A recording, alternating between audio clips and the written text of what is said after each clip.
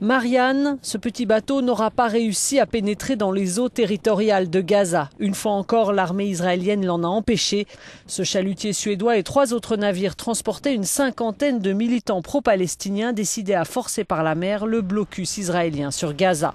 Une action critiquée par le Premier ministre israélien. Les activistes de cette flottille ont choisi de venir protester contre l'État d'Israël, qui est la seule vraie démocratie au Proche-Orient, qui lutte contre les terroristes, qui attaque délibérément les citoyens israéliens et se cache délibérément derrière les civils palestiniens. Cette flottille est infectée par l'hypocrisie. Israël impose un blocus terrestre, aérien et maritime à la bande de Gaza depuis 2006. Un blocus qui ruine l'économie du petit territoire. Augmentation du chômage, de la pauvreté, disparition des exportations. Voilà ce qu'en dit le directeur de cette ONG.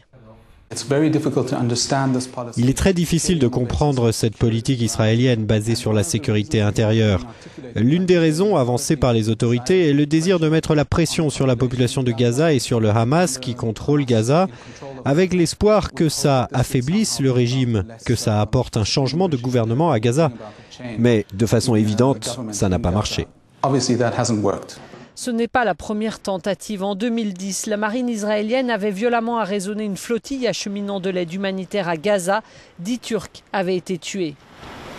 Le voyage de la nouvelle flottille, comme les précédentes, s'arrête ici dans le port israélien d'Ashdod, explique notre envoyé spécial, mais cette fois-ci sans violence. Les critiques sont pourtant toujours les mêmes. Pourquoi Israël s'obstine-t-il à poursuivre le blocus qui nuit à la population de Gaza et pas au Hamas? Desde Ashdod, Luis Carballo para Euronews.